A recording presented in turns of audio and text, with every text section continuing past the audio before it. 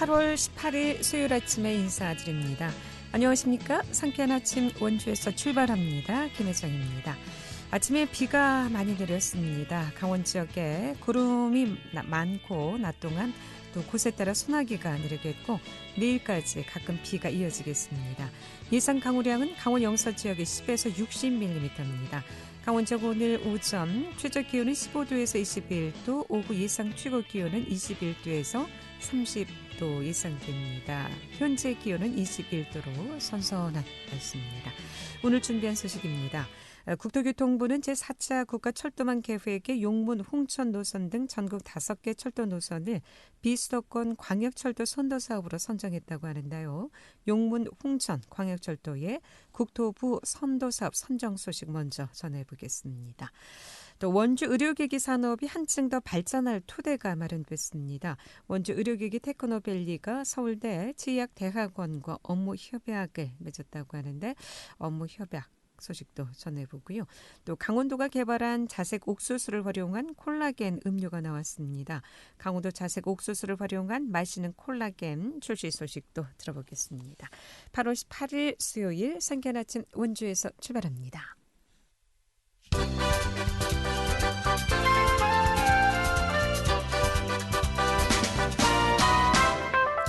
헤드라인 뉴스입니다. 원주 최초의 시민축제였던 군도제 현장을 엿볼 수 있는 특별한 전시가 마련됩니다.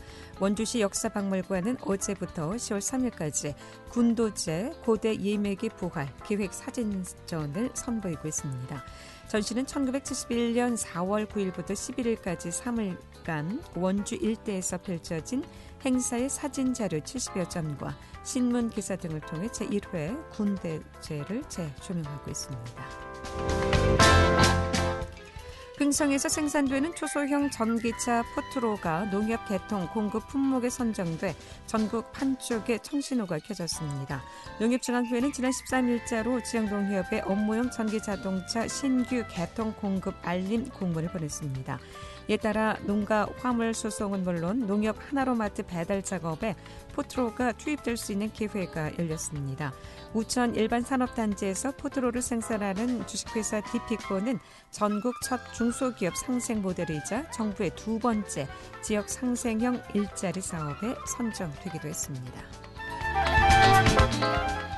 광복절 76주년인 지난 15일 영월에서 처음으로 라디오스타 박물관의 일본군 위안부 피해자의 모습을 형상화한 평화의 소녀상이 선보여 눈길을 끌었습니다. 영월문화도시 추진센터의 역사 박물관 분과와 영월 미디어 기자 박물관, 라디오스타 사회적 협동조합은 이날 하루 동안 2017년부터 151번 버스를 타고 서울을 다니던 평화의 소녀상을 설치하고 일본군 위안부 피해자들의 명예와 인권 회복을 촉구했습니다. 평화의 소녀상은 내달 15일까지 전시될 계획입니다.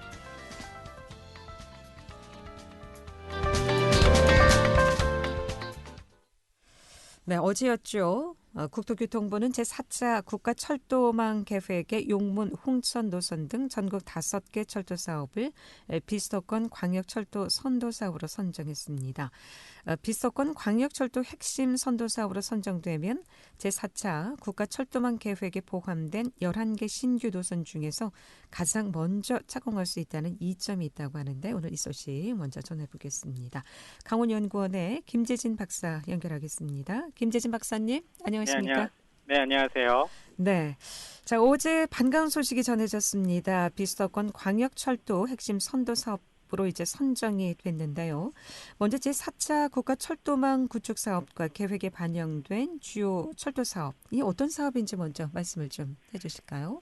예, 이번에 이제 6월 말 7월 초에 이제 그 제4차 국가철도망 구축 계획이 발표됐죠. 네. 이 국가철도망 구축 계획의 이번에 특징은 그 현재 우리가 이제 많이 논의되고 있는 그 고령화에 대한 부분이라든가, 그 다음에 지방자치제나 이런 것들 강화하면서 지방광역경의 어떤 중요성이 부각되는 부분, 그리고 코로나19 차원에서 어떤 이런 부분을 대응하는 부분에 대해서 국가철도망 구축의 어떤 확충 방향이 어떤 방향으로 가는 게 좋겠는가라는 이제 측면을 검토하면서 44개 사업을 제시를 했어요. 그래서 한 59조 원 정도를 예산을 계획을 하고 이제 추진을 하는 계획을 발표를 했는데, 이 중에 이제 강원도 철도 사업으로 이제 오늘 아까 말씀하신 용문홍천 광역철도 사업이 이제 반영이 됐고, 원주하고 만종을 연결하는 원주 연결선 철도 사업하고, 그 기존의 동해선 철도 중에 강릉 삼척 구간을 좀 고속화하는 부분, 그리고 동해안 배후에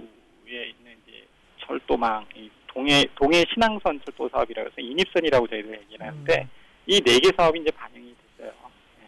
그래서 전반적으로 한 2조 한 6천억 정도가 반영이 됐다고. 그럼 이 사업은 그럼 언제까지 마무리한다는 계획인가요? 이제 이 사업은 지금 계획이 2030년까지 계획이고요. 네. 일부 사업들은 2040년까지 완공을 목표로 하고 있는 상황이 되겠습니다. 그러면은 강원도 주요 철도 사업 추진이 이제 본격화됐다라고 볼 수가 있겠는데, 제4차 국가 철도망 구축 계획에 따른 이 비서권 광역철도 사업에 따른 연결 노선 현재 어느 정도 좀 진행되고 있습니까?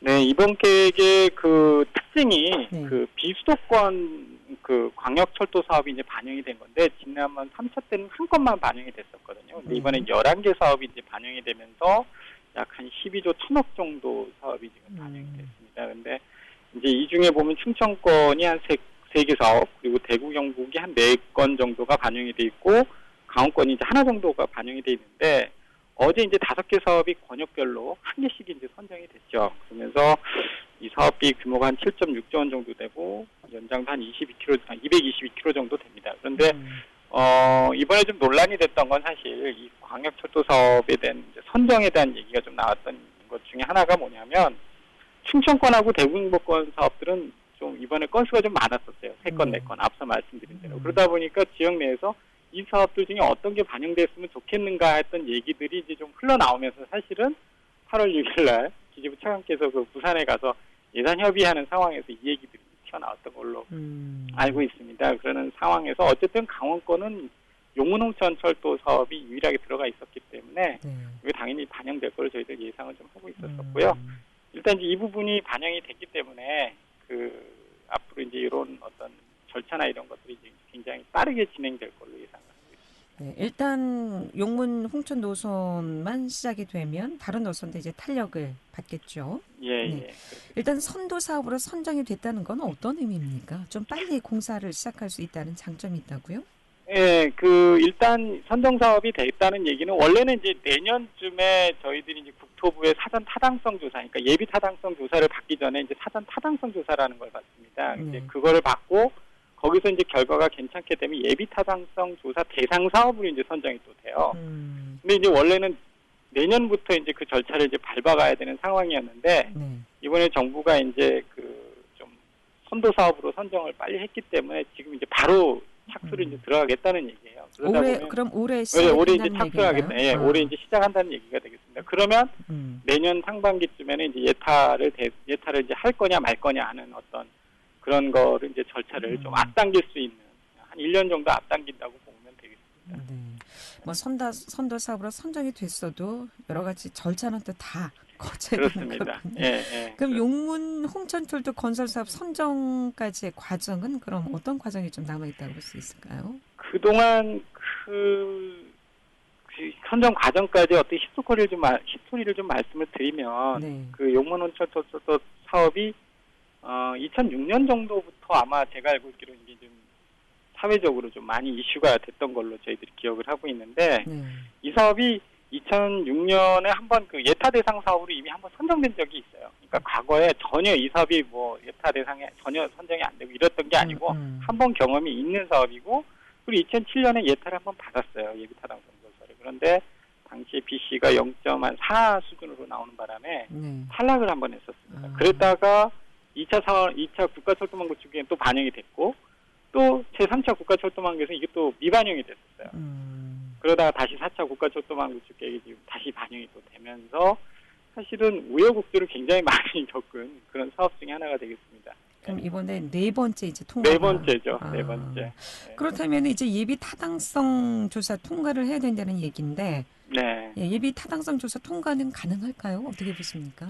글쎄요, 과거보다는 예비 타당성 조사가 이제 경제성의 이제 BC, 아까 말씀드린 BC의 어떤 비중이 그 정책적인 부분이나 그 어떤 정치적인 부분이나 이런 것들의 그 비중에 비해서 비율이 많이 떨어졌어요. 그래서 최근에 그리고 또 이제 그 예타 면제 사업들이 또 많이 나오기 시작을 하면서 네. 이 사업의 어떤 정책적 그 추진의 필요성에 대한 부분이 더 이제 크게 반영이 되고 있다라고 말씀드릴 수 있겠습니다. 그런 측면에서 BC가 물론 과거에 0.4 정도 나오기는 했습니다만 이번 같은 경우는 광역철도 사업으로 됐기 때문에 경기도하고 강원도 철도를 연결하는 부분이 경기도와 강원도를 연결하는 사업이기 때문에 정책적 그 비중이 굉장히 크다고 볼 수 있어요. 그래서 예타 통과 가능성이 그 어느 때보다도 좀 높다. 네. 이렇게 말씀드릴 수 있겠습니다. 광역철도 사업으로는 강원도 첫 사업인데 예타 면제 가능성은 없는 겁니까? 글쎄요. 만약에 이제 이게 예타를 이제 면제를 받는다는 얘기는 다른 지역의 이제 철도 사업들하고 같이 면제를 받아야겠죠. 그런 측면에서 사실은 좀 유리한 건 사실이에요. 왜냐하면 그 사업비 자체가 1조가 조금 안 되기 때문에 다른 지역 철도 사업들은 지금 1조가 다 넘어가거든요. 기본적으로. 그래서 만약에 면제를 받는다 그러면 이제 들어갈 수는 있겠지만 그 전체적인 국가 철도 전체 광역 철도 사업의 규모로 봤을 때 예타 면제를 이제 이렇게 추진하는 게 쉽지는 않을 걸로 저희도 보고 있습니다. 그럼 예타 조사 통과가 된다면 용문에서 홍천 철도 사업은 언제까지 마무리될 수 있을까요? 지금 상황으로 이제 만약에 예타를 그대로 통과하고 뭐 이렇게 이제 된다 그러면은 한 2년쯤이면은 2년 뒤쯤 되면은 아마 이제 착공까지도 이제 들어갈 수 있는 그런 상황이 될 걸로 예상을 하고 있습니다. 그럼 빠르면 3, 4년 안에 그렇죠. 개통까지도? 개통은 좀 힘들고요. 힘들고요? 2년 뒤에 이제 만약에 이제 저희들 춘천 속초라든가 지금 동해북부선 철도 이렇게 진행되는 상황을 이렇게 보면 예타를 통과하고 난 다음에도 이제 노선 문제라든가 역사 문제라든가 역사 설치 문제라든가 뭐 이런 것들이 이제 협의가 돼야 되기 때문에 한 2년 정도에서 3년 정도 그런 시간이 소요가 될 걸로 봅니다. 그리고 나서 이제 시작을 하게 되면 3, 4년 정도 또 공사 기간이 걸리겠죠. 그러면 대략 한 6년에서 7년 정도 걸린다고 보시면 되겠습니다. 이 노선도 뭐 또 지역 이권 관계가 있기 때문에 쉽지는 않을 것 같습니다. 여러 가지 까다로운 과정을 이제 남겨놓고 있는데 자 일단 비수도권 광역철도 핵심 선도사업으로 선정되면 제4차 국가철도망 계획에 포함된 11개 신규 노선 중 가장 먼저 착공할 수 있다는 이제 이점이 있다고 소개해 주셨는데 앞으로 이 핵심 선도사업으로 선정이 되고 마무리된다면 강원도 지역 경제에 어떤 효과를 좀 기대해 볼 수 있을까요? 네, 일단은 뭐 홍천 지역에 계신 분들이 요즘 많이 이제 기대를 하고 계시는 부분이 뭐냐면 인구가 감소하고 있잖아요. 지금 인구 소멸 지역에 대한 얘기들이 계속 나오고 있는데 수도권의 인구 이주라든가 그다음에 관광객 수요라든가 이런 것들이 굉장히 이제 많이 유입될 거다라는 부분에 대한 기대들을 많이 하고 계시고 그로 인해서 이제 관광 산업이라든가 지역의 서비스 산업 그다음에 기업 유치 뭐 지역 어떻게 보면 기업 뭐 어떤 연구소라든가 이런 것들 유치하는 데 굉장히 큰 도움을 받을 걸로 예상을 하고 있어요. 그래서 전반적으로 그 홍천군에 어떻게 보면 그 지역 경제 굉장히 큰 견인력 역할을 할 거다 이렇게 예상을 하고 있습니다. 네. 자, 오늘 여기까지 듣고요. 차후 또 진행되는 대로 연결해서 여러 가지 말씀 듣도록 하겠습니다. 시간 내주셔서 감사합니다, 박사님. 네, 감사합니다. 강원연구원의 김재진 박사였습니다.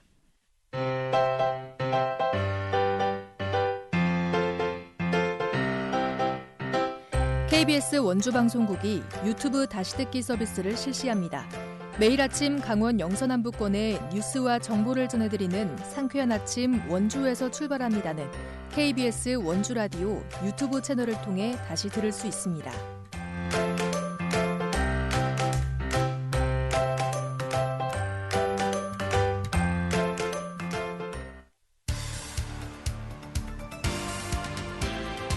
알찬 정보, 생생한 현장의 소식을 전해드립니다. 리포터 현장.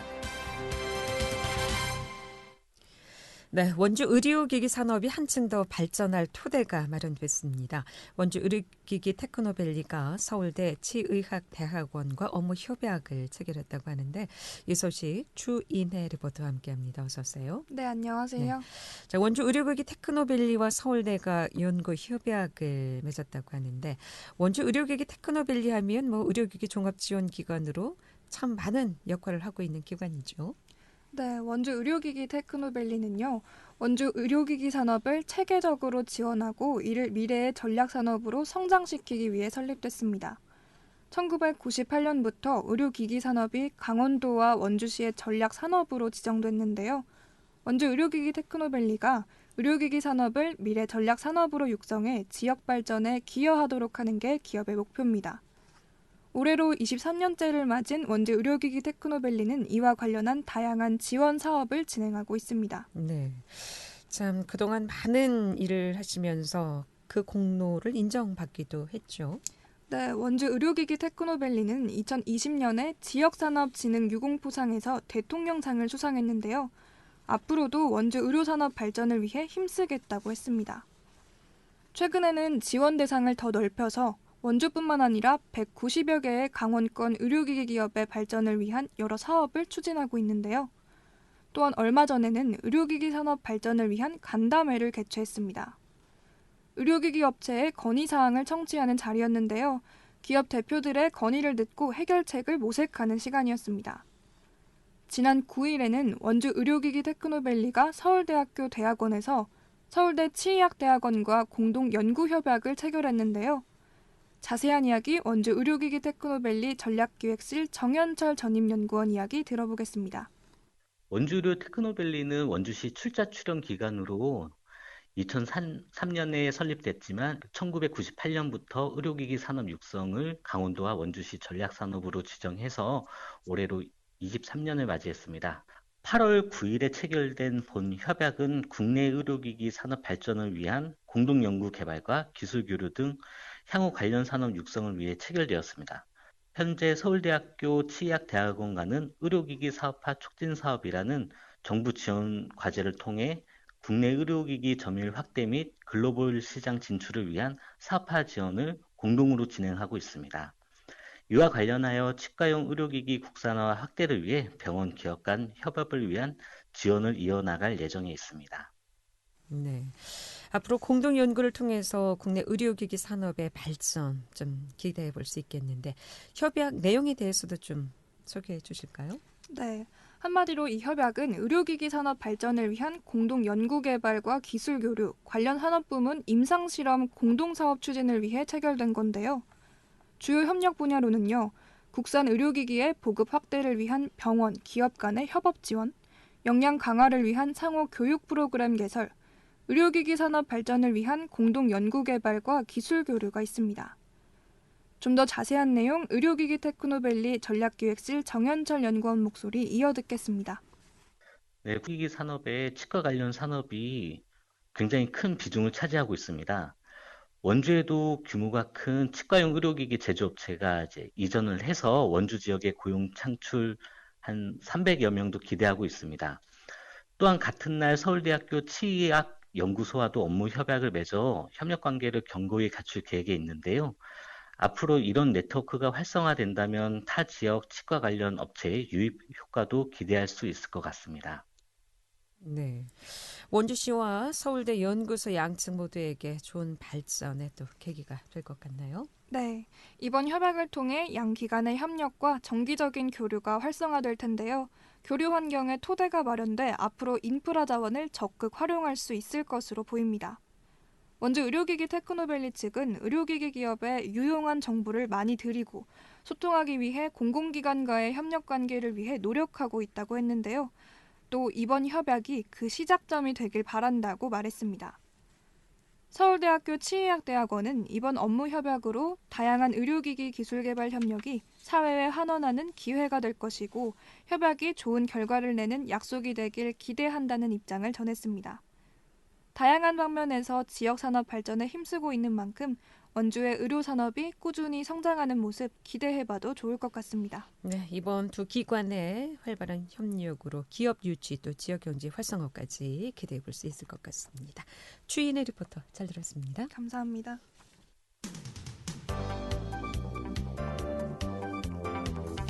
생생한 현장, 유익한 생활 정보를 전해드리겠습니다. KBS 원주라디오 상쾌한 아침 원주에서 출발합니다를 함께하고 있습니다.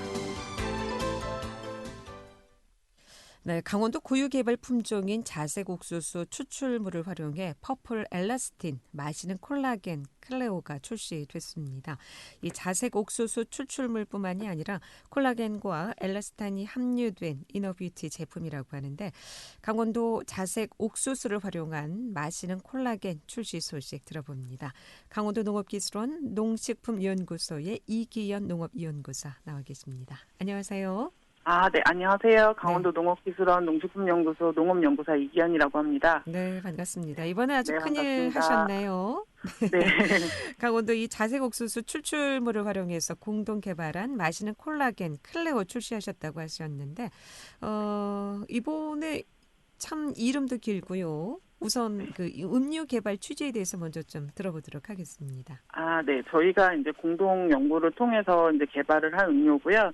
이 같이 공동 연구한 이제 업체는 이제 저희 자색옥수수 추출물이 개발이 되고 난 이후에 이제 추출물을 첨가할 수 있는 식품을 대상으로 상품화 연구를 하고 있는 이제 협력 업체라고 보시면 됩니다. 이 업체에서 이제 가지고 있는 콜라겐 상품화 기술에 저희 자색옥수수 추출물에 이제 안토시아닌을 접목시켜서 이제 맛있고 쉽게 음용할 수 있는 이너뷰티 제품을 만들게 되었습니다. 네, 이미 출시가 됐죠? 네네, 지금 상품 판매하고 있습니다. 예. 강원도 고유 개발 품종이라고 하셨는데 자색 옥수수 어떤 품종이고 또 효능은 어떤지도 알아볼까요? 네. 그러니까 옥수수 이제 많이들 알고 계시는데 흔히 이제 우리가 알고 있는 옥수수는 이제 저희가 먹는 찰옥수수 그 일반 옥수수랑은 달리 이제 자색 옥수수는 옥수수의 어떤 부위 즉 이제 포엽이나 알곡, 속대 이런 쪽에 이제 보라색이 발현이 되는 품종입니다. 강원도 고유 품종으로서 이제 개발된 그 옥수수 중에 이제 색소 1호라는 품종이 있는데 이 옥수수는 이제 알곡이 노란색이고 포엽과 속대에 자색이 발현되는 것이 특징입니다. 일반 옥수수처럼 알곡을 먹는 것이 아니라 이제 이 자색이 발현되는 이제 포엽과 속대에 안토시아닌이 많이 함유가 되어 있고 이제 이를 활용할 수 있는 기능성 옥수수라고 보시면 됩니다. 그래서 이제 안토시아닌 색소 같은 경우는 이제 효능이 많이 알려져 있죠. 그래서 저희 쪽에서도 이제 연구를 했고 이 자색 옥수수의 이제 연구 결과 이제 강력한 항산화 작용과 그다음에 항당뇨, 지질대사 개선 등 여러 가지 효능이 입증되었고요. 그 중에서 이제 지방간 개선에 탁월한 효과가 있는 것으로 확인이 되었습니다. 그러면 자색 옥수수 그냥 먹어도 이 같은 효과를 같이 느낄 수 있습니까? 네, 그냥 이제 자색 옥수수 알곡은 그냥 먹을 수는 있지만 포엽과 속대는 이제 가식부가 아니기 때문에 저희가 이제 추출을 통해서 추출물 형태로 이제 유통을 하고 있고 그거를 이제 식품에 적용을 하고 건강기능식품으로 개발하려고 이제 연구 중에 있는 것이죠. 그렇군요. 그럼 자색 옥수수와 추출물에는 어떤 특색과 차이가 있습니까? 그러니까 자색 옥수수 같은 경우 이제 저희가 포엽을 활용을 하는데 옥수수 포엽 같은 경우는 이제 우리나라 식약처에서 식품 원료로 승인이 된 상태가 아니에요. 그래서 이제 요거를 식품으로 활용을 하려면 식약처에 이제 승인을 받아야 되는 상황이 있어서 저희가 이제 안전성 평가 등을 통해서 이제 식약처에서 한시적 식품 원료로 이제 승인을 받았고 지금 현재는 저희 농식품연구소에서만 유통하고 생산할 수가 있는 상태입니다. 그래서 요 추출물을 대상으로 저희가 이제 식품 원료 사용 확대와 그다음에 비알코올성 지방간 개선 건강기능식품 추진을 위해서 이제 그 연구에 추진을 하고 있는 내용이죠. 일반 다른 추출물과는 다르게 한시적 식품 원료고 아직까지는 저희만 생산을 할 수가 있습니다. 그럼 자색 옥수수로 마시는 음료만 지금 개발이 된 건가요? 네, 일단은 지금 출시된 거는 액상차 마시는 음료만 된 거고 후속 작품은 이제 후속 개발로 이제 다이어트용 과자, 그다음에 뭐 단백질 머핀 등에 이제 첨가를 해서 개발을 하고 있고 저희가 이제 강원도에 있는 지역 내 베이커리와 이제 협력을 맺어서 이제 추출물을 좀 활용을 해서 특색 있는 강원도 빵, 뭐 옥수수 빵이라든지 이런 걸 좀 개발 중에 있습니다. 앞으로 그러면은 자색 옥수수를 활용한 여러 가지 다양한 식품 개발이 되겠군요. 일단 이제 지난 9일 크라우드 펀딩이라는 방식으로 첫 출시가 됐는데 이렇게 뭐 효과도 좋고 영양 있는 이 음료 어떻게 출시 반응은 어떻습니까? 네, 현재까지는 저희가 이제 소비자 반응을 보려고 업체와 이제 협력해서 클라우드 펀딩에 이제 올라간 상태고, 지금 펀딩 기간 내에 꾸준한 반응을 보인다고 하더라고요. 그래서 이제 향후에 이제 유튜브나 SNS, 그다음에 오픈마켓 등을 통해서 그 판매도 하고 홍보도 할 예정에 있습니다. 그렇군요. 그럼 시중 어디에서든 구입이 가능한가요? 네, 현재까지는 아마 오늘까지 클라우드 펀딩에 이제 올라가 있고, 그 이후는 오픈마켓에서 이제 구매를 할 수 있고, 인터넷 검색창에 이제 자색 옥수수 콜라겐 또는 클레오 퍼플 콜라겐을 검색하시면 구입할 수 있는 걸로 알고 있습니다. 네. 자, 그렇다면 이번 콜라겐 음료 출시로 어떤 효과를 좀 기대해 볼 수 있을까요? 농가에서 아주 기대가 클 것 같은데. 네, 일단은 저희 이제 자색 옥수수 콜라겐 액상차에 큰 관심을 보여주셔서 너무 감사의 말씀드리고, 이제 이번 출시로 강원도 고유 품종의 이제 자색 옥수수라는 걸 알리게 된 기회라고 이제 생각을 하고, 이게 식품 원료뿐만 아니고 추후에 개별 인정의 원료도 같이 개발이 된다면 이제 이 옥수수를 생산하는 그 포획과 속재 원료가 필요하기 때문에 재배 단지가 이제 조성이 될 거라고 예상이 됩니다. 그리고 이렇게 되면은 강원도 이제 대표 작물인 옥수수의 부가가치가 또 올라가고 농민들 소득 향상에 크게 기여할 수 있지 않을까 기대하고 있습니다. 네, 콜라겐과 엘라스틴이 함유되어 있다고 했는데, 그럼 어떤 분들이 좀 마시면 좋을까요?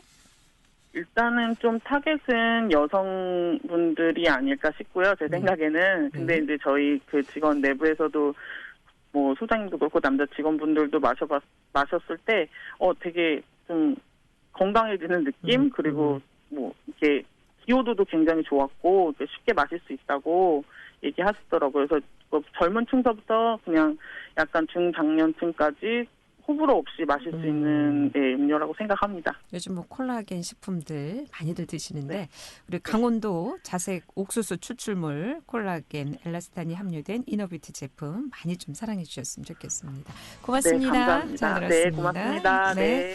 지금까지 강원도 농업기술원 농식품연구소 이기엄 농업연구사였습니다. 상쾌한 아침 원주에서 출발합니다. 여기서 인사드립니다. 함께해 주신 여러분 고맙습니다. 안녕히 계십시오.